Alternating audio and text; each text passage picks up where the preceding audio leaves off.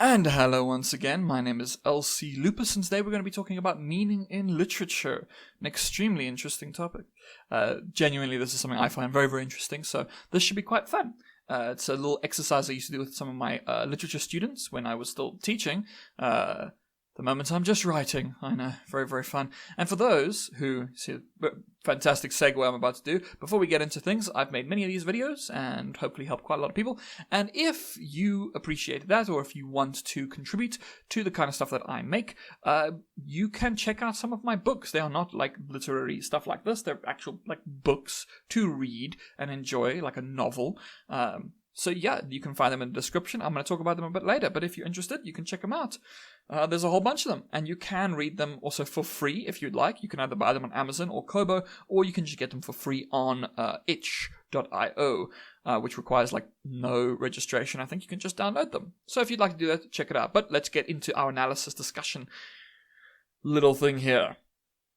Today, I just want to do a little bit of a very, very basic analysis of sorts of a poem, right? Just to sort of discuss how you can identify meaning within a text and sort of the idea of meaning in general. So, there's this little poem I found called Problems, and I was so happy when I found this poem, basically because I was trying to find something that I could use with my students that wasn't online. I found it in like a random book. So, because I gave it to them as like a homework assignment. So I didn't want them to be able to just Google it and then use the meanings. I wanted them to actually critically engage with it themselves. So let's look at this poem. It's also quite a weird little poem. Okay, it's called Problems, and let's read it quickly together.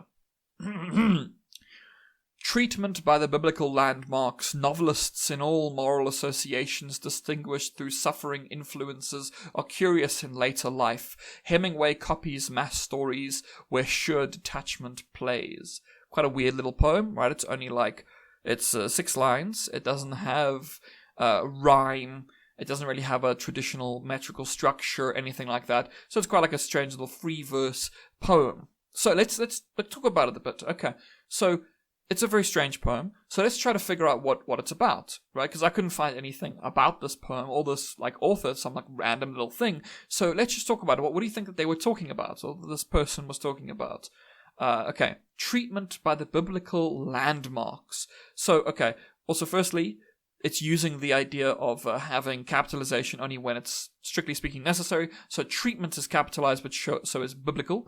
So biblical is often capitalized because biblical is a word that refers obviously to the Bible. So treatment by the biblical landmarks. So how are these biblical landmarks treating someone? We don't yet know who. So biblical landmarks. What would biblical landmarks be? So it's kind of weird.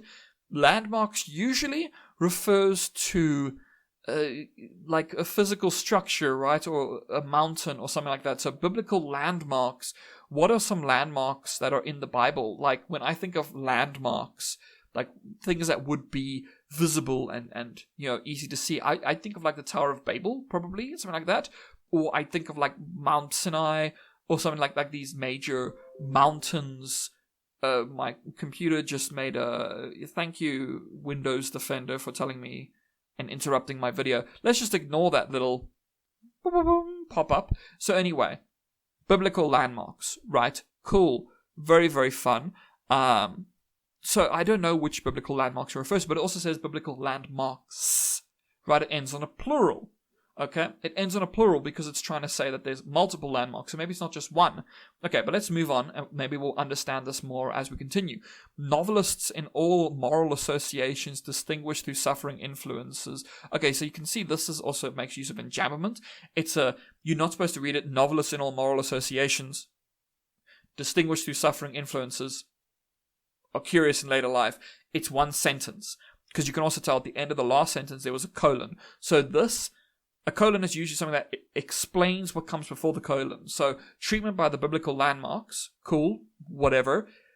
And then the next 3 lines are kind of related then to that. So, it says, novelists in all moral associations. Okay, a novelist is a person that writes a story, right? They write novels. Is there a reason that they've related novels to the Bible? Because the Bible isn't a novel. or at least most people would not consider it to be a novel. A novel is a fictional story. It's usually quite long, but you could say in that sense that the Bible is quite like a prose narrative. So maybe it is.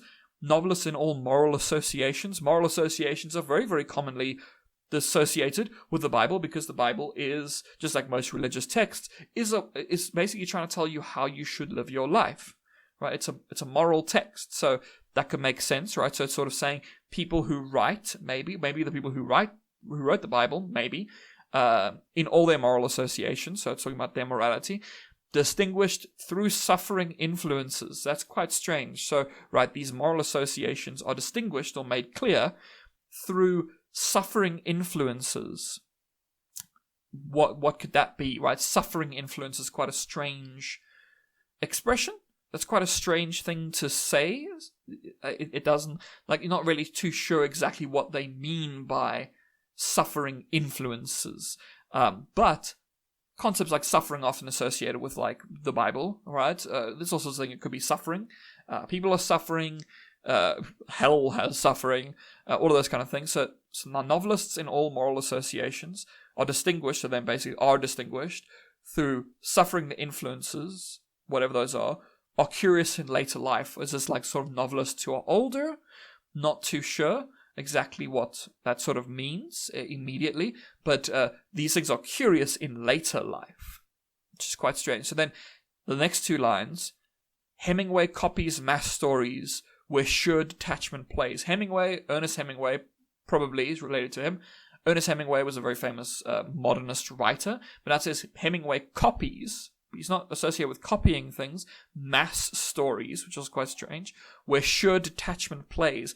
Now, that's also a semicolon, so it's Hemingway copies mass stories, and then the semicolon is saying that the next line basically explains this one. So, where sure detachment plays.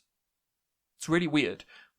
So it might be easier to first understand where sure detachment plays before Hemingway copies mass stories. So, where sure detachment plays is quite a strange little thing, right? So you're sort of sitting there going, okay, detachment may be associated with this morality or with the biblical landmarks.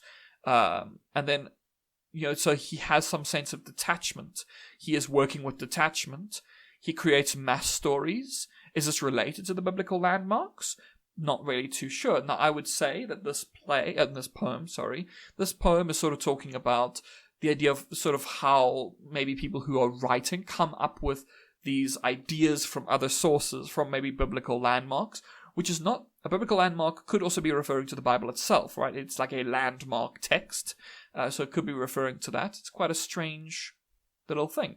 So yeah, so basically you could interpret this in your own way. Like, how would you interpret this little poem? Okay, so now before we continue here, right, this has been a bit of a strange poem, a bit of a difficult poem. So let me just quickly read something from a study guide that a lot of this kind of stuff does come from. A lot of stuff I've spoken about is from the Unisa study guide. This is about the THL1502, which is literary genre, like introduction to literary genres stuff. Right, and on page 3, they say this.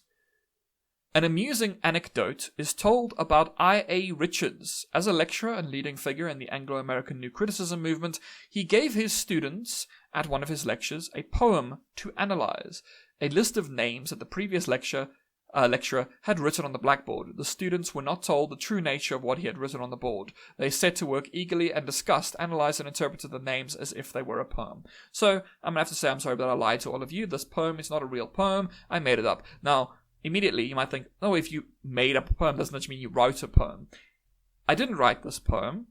I used random text generators to come up with words, and then sometimes I would connect them using words like by and the to make it sort of have some level of coherence. And I also just use like a thesaurus function on like a word processor to come up with different words that might be associated with these things. So, yes, I just dabbled a bit and made a random piece of text that isn't supposed to mean anything.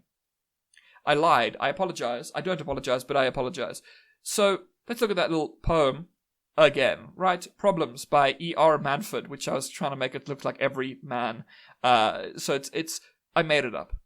It doesn't mean anything. But here's the question. I just spent 10 minutes, basically, analyzing what was just nonsense. It was basically just random generated, and also just to say, this wasn't like made by like ChatGPT or something. I wrote this in like 2017, like way before ChatGPT. I don't even remember exactly how I wrote this poem or how I created this poem, but I used it with my students in exactly the same way to make a sort of point about meaning.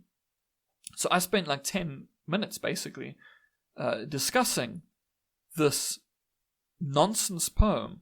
It doesn't mean anything. Because you can find meaning. Like if I give you this, right, and I had not told you, like imagine if I just did this and then I didn't have this part at the end, right? I just did the analysis, which would be a bit mean. But if I just did that, right, I put nonsense on a screen and I analyzed it and made you think that I was doing an in-depth analysis, you might think to yourself, oh, that's what this text means. But this is informed by my biases. Why was I focusing on the things that I was focusing on? So to me, I'm not a religious person at all. So maybe is that why I associated like novelists with something that's, not real? Like they make fiction.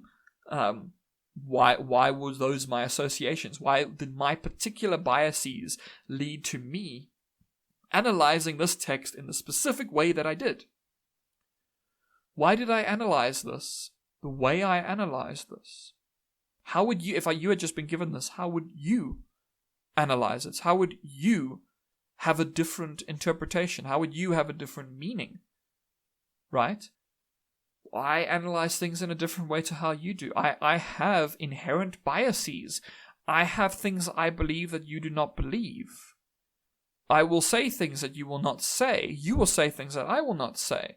We think different things. We have different political beliefs, different religious beliefs, different philosophical beliefs, different societal beliefs. We have different ways of interpreting the world. We are not the same person. So the way that we find and encounter meaning in a text will be different, inherently different between you and I. We're not the same person. You and I. I'm sorry. But we are not the same person, right? So we're going to, that's why when people say a story has a specific meaning. No, it doesn't. How would you interpret it as opposed to somebody else? Well, someone might say, but that's the wrong way to interpret it. There's not a wrong way to interpret it. Okay, unless it's really, really wrong. You can't watch, I don't know, Fight Club and then be like, oh, this is about home stereo equipment. No, it's not. But unless you're extremely wrong, and I mean like super unrelated, you're not going to be wrong in your analysis of something. If you can justify your analysis, you can basically then you can analyze and do a close reading of absolute nonsense, of nothing. You can do that. It's up to you. It shows what you think about the world and how you want to approach the world, which to me is very interesting. So yeah, I don't really have anything else to say here after I lied. But I just basically wanted to encourage anyone who is getting into literary theory and literary analysis and literature in general to think for yourself, right? To look at a text and to try to interpret it through your own lens, because if you can basically analyze something, right? If you're analyzing something, provided that you do so with substantiation, right? So you're backing up what you say. If you're backing up what you say, you're not going to ever really be incorrect unless you're extremely incorrect, as I said. But if you can justify what you're saying, you will not be wrong. You can express things based on your own personal perspectives. You can do that. Meaning is not a singular thing that is locked into a text forever. Things can be different and distinct. Doesn't mean it's 100% subjective. There are specific things that you can't really, look past in a text. But you can analyze them in a specific way that is specific to you. So, yeah. I hope that this has been helpful, maybe slightly insightful. You never know. If you did appreciate this and any of the other stuff I've done, you can check out some of my books. You can also analyze them in however you want to do so. Seeing as we just did poetry, like talking about poetry, you could always check out, for instance, my book of poetry, which is called Force for Mercies and 99 Other Poems. As you might tell by the title, it has 100 poems in it. You might just like them. A lot of them are depressing. Some of them aren't. So you never know. Maybe you'll like them. Check them out. They're in the description. And by going to the description, you can be like, in the description, there's like links to the different stuff. You can check it all out if you want to. Otherwise, I hope you have a great day, week, and month ahead. And if you have any questions, please put them in the comments. Maybe I could answer them. You never know. If I can't, I'm sorry. Okay, I apologize. Anyway, have a great day.